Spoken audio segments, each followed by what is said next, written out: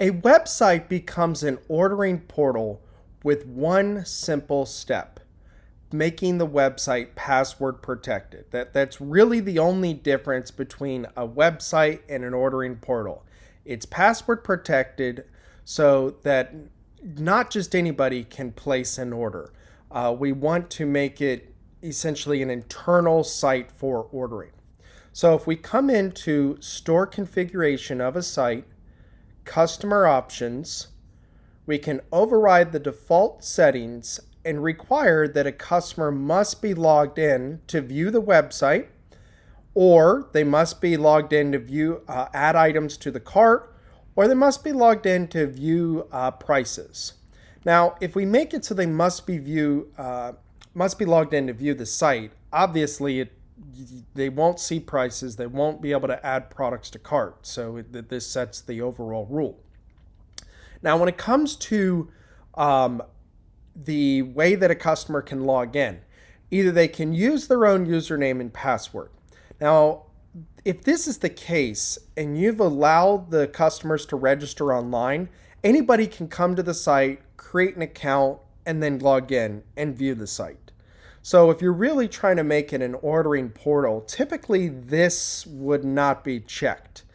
We don't want just anybody to be able to create an account. We're typically going to create an account ahead of time for the customer so that they can access the site and not just anybody can, again, register and access.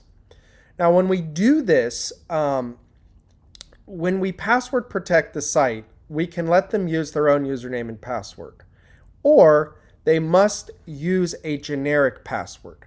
Now, if you're going to use the generic password, which is more common, you can allow the customer to register online, because the generic password is like going to the club and having to tell the password, the password is password.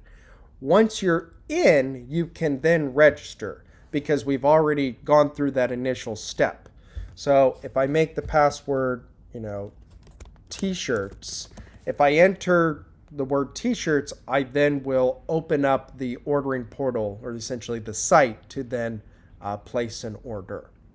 So again, to password protect the site, come into store configuration, customer options, choose if you want them, your customer to be able to use their own username and password, or have to use a generic password to then gain access to the site, where they can then place an order and naturally have an account created for them.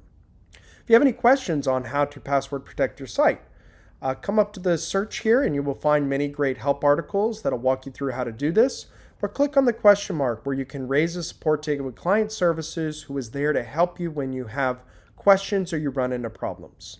Hopefully you find this video helpful, and thank you for watching.